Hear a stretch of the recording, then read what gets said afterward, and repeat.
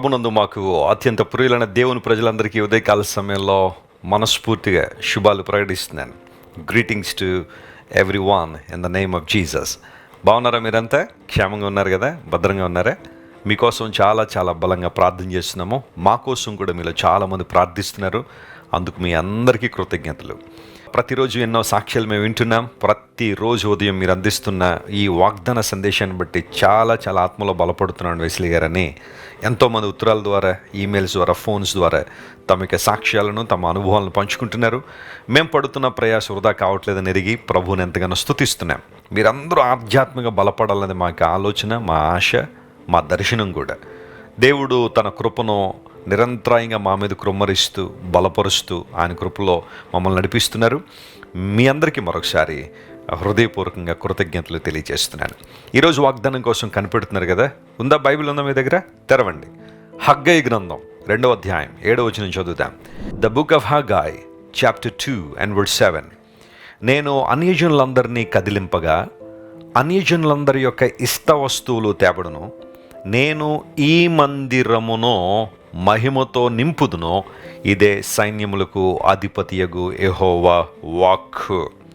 Jehovah సాబోత్, సైన్యములకు అధిపతి అయిన దేవుడు ఆయన. చాలాసార్లు ఆలోచన చేస్తుంటాను, దేవుని సైన్యం ఎవరా అని, ఆయన సైన్యం ఏంటా అని. అఫ్కోర్స్ దూతలందరూ ఆయన సైన్యమే. ఆయనకు పరిచర్య చేయడానికి, లేదా ఆయన బిడ్డలైన మనకు పరిచర్య చేయడానికి, వార్తలు అందించడానికి, ఇవన్నీ చేసే దూతలు ఆయన సైన్యం. అందులో డౌట్ ఏమీ లేదు. ఆ తర్వాత సృష్టి ఆయన సైన్యం. నా మహాసైన్యం అన్నాడు సృష్టిని గురించి మాట్లాడుతూ దేవుడు చెప్పిన మాట. ఆఫ్ కోర్స్ దేవుని బిడలంగా మనం కూడా ఆయన సైన్యమే కదా. సైన్యములకు అధిపతి యెహోవా. ఆ మాట చదివినప్పుడల్లా నాకు చాలా ధైర్యం వస్తుంది. ఎందుకంటే మనం ఆరాధించే దేవుడు అధిపతి అయిన దేవుడు, అధికారం కలిగిన దేవుడు ఆయన. మనుషులకు అధికారం ఎవరెవరో కట్టబడతారేమో, కొంతకాలం తర్వాత అధికారాలు పోతాయి. కానీ దేవుడు అలాంటాడు కదా, ఆయన స్వయంభవుడు. ఆయన అధికారం నిత్యము నిలిచేదే. ఆయనకి కొంతకాలం అధికారం ఇచ్చి తీసేసి, మళ్ళీ ఇచ్చి మళ్ళీ తీసేసి ఇలాంటివి ఉండవు. ఆయన నిత్యము ఆధిపత్యం కలిగిన వాడే, అధికారం కలిగిన వాడే. అయితే సైన్యములకు అధిపతిన దేవుణ్ణి మన హృదయాల్లో చేర్చుకోవడం ద్వారా ఆయన దీవెనలు, ఆశీర్వాదాలు మనం అనుభవిస్తాం.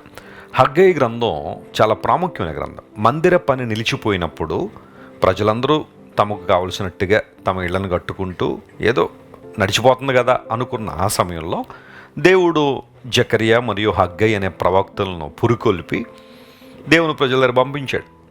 మీరు మందిరం కట్టాల్సిందే, పూర్తి చేయాల్సిందే, మీరు దేవుని మందిర పని నిర్లక్ష్య పెట్టద్దు అని దైవజనుల ద్వారా దేవుడు పురికొల్పినప్పుడు జెరుబ్బాబెలు, యెహోషువ వీళ్ళందరూ కూడా దేవుని మందిరాన్ని కట్టడం తిరిగి ప్రారంభించారు. ఆ ప్రోత్సాహాన్ని, ఆ పురికొల్పే అనుభవాన్ని దైవజనుడైన హగ్గయి ద్వారా దేవుడు ఇచ్చాడు. అందులో బట్టి హగ్గయి గ్రంథాన్ని మనం చూస్తున్నప్పుడు దేవుని వాగ్దానాలు చాలా కనబడతాయి. ఆయన పని మనం చేసినప్పుడు, ఆయన మందిరాన్ని నిర్మించినప్పుడు దేవుడు మనకు ఎలాంటి దేవుళ్ళు ఇస్తాడు. ఇక్కడ రాయబడిన మాట ఏంటంటే, మీకు కావలసిన వనరులన్నీ నేనే సమకూరుస్తాను, అన్యజనులందరూ పట్టుకొచ్చి అవి ఇస్తారు. మందిర పని పూర్తవగానే ఆ మందిరాన్ని నేను మహిమతో నింపుతాను అన్నాడు. యూజువల్గా మనం ఏదైనా మందిరం కట్టగానే, లేదా ఒక ఆలయాన్ని నిర్మించినప్పుడు ఏమి వాటిలో ఉంచాలి, వేటితో దాన్ని అలంకరించాలని చాలా మదన పడిపోతుంటాం. ఎన్నెన్నో గొప్ప గొప్ప వస్తువులు దానిలో ఉంచాలి, డెకరేషన్ చేయాలా, ఇంటీరియర్ బాగా చేయించాలా, ఆ తర్వాత చర్చ్ పైన ఏం పెట్టాలి, ఇలాంటివన్నీ చాలా ఆలోచన చేస్తాం. That's okay. కానీ అవన్నీ ఉండి కూడా దేవుని మహిమ అక్కడ లేకపోతే ప్రయోజనం ఏంటి?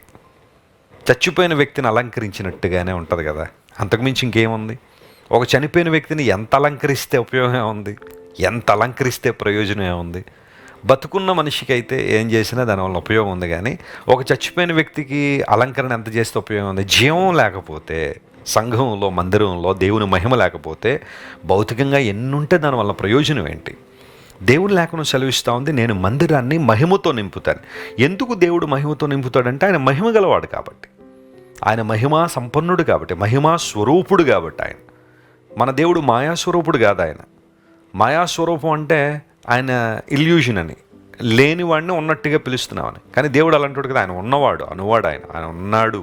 ఆయన ఉన్నాడు కాబట్టి మనం ఉన్నాం, మన ఉనికి ఉంది. ఆయన మనల్ని ఉనికిలో తీసుకొచ్చాడు, మనం ఆయన ఉనికిలోకి మనం దేవుడిని ఉనికిలోకి తీసుకురాలేదు, ఆయనే మనల్ని ఎగ్జిస్టెన్స్లో తీసుకొచ్చారు.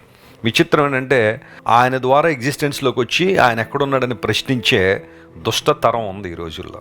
కానీ దేవుని యొక్క ఔన్నత్యాన్ని ఎక్నాలెడ్జ్ చేసినప్పుడు దేవుని దీవుని మనం పొందుకుంటాం. ఆయన మహిమగల దేవుడు. స్టెఫను మాట్లాడుతుంటాడు, అబ్రహామును దేవుడు పిలిచాడు, ఆ దేవుడు మహిమగలవాడు అన్నాడు.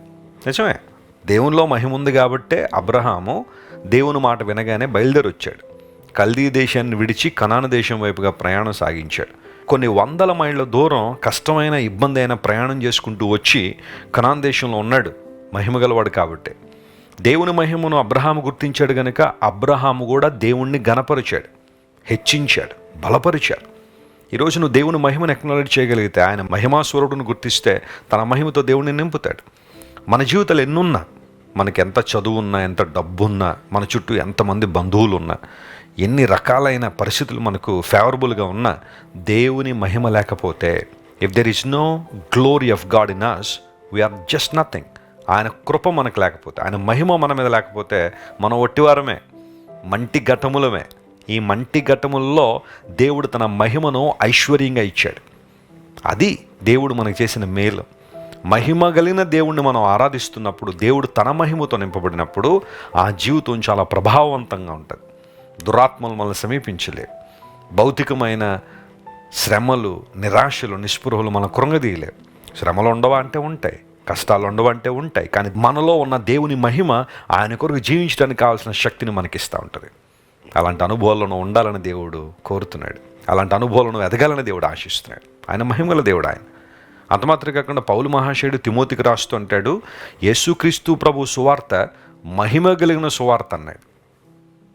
ఈ సువార్త సామాన్యమైన సువార్త కాదు. ఇది ప్రభు గురించి మనం మాట్లాడుతున్నామంటే, యేసయ్య గురించి మనం చర్చించుకుంటున్నామంటే, యేసుక్రీస్తు ప్రభు నామాన్ని మనం ఉచ్చరిస్తున్నామంటే ఈ సువార్తలో మహిమ ఉంది. There is glory in the gospel of Jesus. Pronounce it, speak to somebody about Jesus. దేవుని సువార్తలో మహిమ ఉంది. అందును బట్టి ఆ మహిమ మనలను క్రీస్తు రూపంలోకి మారుస్తుంది. ప్రియులారా, మందిరం అంటే కేవలం భౌతికమైన మందిరం గురించి నేను మాట్లాడడం లేదు. ఆధ్యాత్మికమైన మందిరం, మన జీవితమే దేవుని ఇల్లు, దేవుని మందిరం. ఈ మందిరాన్ని దేవుడు తన మహిమతో నింపాలని ఆశిస్తున్నాడు. ఈరోజు వాగ్దానాన్ని క్లెయిమ్ చేయండి. Lord fill me with your glory అని అడగండి. ఈరోజు అంతట్లో దేవుని మహిమ అనే ప్రభావం మిమ్మల్ని సమృద్ధిగా నింపి గొప్ప కార్యాలు మీ జీవితంలో జరిగించాలని మనస్ఫూర్తిగా ఆశిస్తున్నాను. కళ్ళు మూసుకొని ప్రార్థన చేసుకుందాం. ప్రేమగల తండ్రి, ఈ మందిరాన్ని మహిమతో నింపుతాను, అన్ని జనులందరూ ఇష్ట వస్తువులు తేపడతాయని నీవు ఇచ్చిన వాగ్దానాన్ని బట్టి నీకు స్తోత్రాలు. అవునయ్యా, నువ్వు సైన్యములకు అధిపతి అయిన దేవుడు, నీవు మా పోషకుడు నాయన. ఎక్కడి నుంచి, ఎప్పుడు, ఎవరి నుండి నువ్వు సహాయం పంపిస్తావు మాకు తెలియదు, కానీ నీకో ప్రణాళిక ఉంది ప్రభువా. నువ్వు ఎవరినైనా వాడుకోగలవు ప్రభువా, నీకు స్తోత్రాలు. మందిరాన్ని మహిమతో నింపుతానని వాగ్దానం చేశావు. నీ మహిమ లేకపోతే మేము కేవలం మట్టివారం నాయన. నీ మహిమ ఉంది కాబట్టే, నీ మహిమైశ్వర్యంలో మా ప్రతి అవసరం తీరుస్తున్నందుకు నీకు స్తోత్రాలు. ఈరోజు మా ప్రియులందరినీ ప్రత్యేకంగా మీరు బలపరచండి, దీవించండి. ఎవరు ఏ సమస్యల్లో, ఇబ్బందుల్లో, ప్రతికూల వాతావరణాలు ఉన్నారో వారందరినీ మీరు ముట్టి లేవనెత్తి సమృద్ధి జీవాన్ని ప్రతి ఒక్కరికి దయచేయండి. ఘనత మహిమ నీకే చెల్లిస్తూ యేసు నామం పేరిట అడిగి వేడుకొనిచున్నాం తండ్రి. Amen, amen. God bless you dear friends. Have a wonderful day. Christ worship centre ఓ బలమైన సంఘ ఉద్యమం. కొన్ని సంవత్సరాల క్రితం కేవలం 2 ప్రారంభించబడిన పరిచర్య నేడు ప్రపంచవ్యాప్తంగా లక్షలాది మందిని ప్రభావితం చేయుచున్నది. రాజమండ్రి, సికింద్రాబాద్, బెంగళూరు, చెన్నై, నెల్లూరు, దుబాయ్, బెహ్రైన్, కరీంనగర్, విశాఖపట్నం, గద్వాల్, కొవ్వూరు, మలకపల్లి, శ్రీలంక, భూటాన్, అడ్డతీగల, పాలమూరు, ఒంగోలు, బళ్ళారి, కోరుకొండ, పోతవరం, నల్లజర్ల, వెంకటరామయ్యగూడెం, మచిలీపట్నం, ఇందిరానగర్లతో పాటు అనేక గ్రామాల్లో క్రైస్ట్ వర్షిప్ సెంటర్ ఆరాధనలు జరుగుచున్నవి. వాక్య సంబంధమైన ఉద్యమంలో, పరిశుద్ధాత్మ సంరక్షణలో కొనసాగాలనుకునే ప్రతి ఒక్కరికి మా ప్రేమపూర్వక ఆహ్వానాన్ని అందిస్తున్నాము. రండి, ఆత్మతో సత్యముతో ప్రభువైన యేసు క్రీస్తును ఆరాధిద్దాం. మీరు ఇంతవరకు విన్న దైవ సందేశం మరియు దేవుని సేవకులు చేసిన ప్రార్థన మీకు ఆశీర్వాదకరముగా ఉన్నదని విశ్వసించుచున్నాము. ఈ సందేశాన్ని మీ స్నేహితులకు, బంధువులకు షేర్ చేయండి. మీకు ఏదైనా ప్రార్థన అవసరత ఉన్నచో మా ఫోన్ నంబర్లకు కాల్ చేయండి. దేవుడు మిమ్మల్ని ప్రేరేపిస్తే విశ్వాసంతో సాగుచున్న ఈ పరిచర్యను ప్రోత్సహించండి. మరిన్ని వర్తమానాలు పాటలు వినుటకు జాన్ వెస్లీ మినిస్ట్రీస్ అను మా యూట్యూబ్ ఛానల్ను సబ్స్క్రైబ్ చేసుకొనండి. ప్రభువైన యేసుక్రీస్తు కృప మీకు తోడైండును గాక.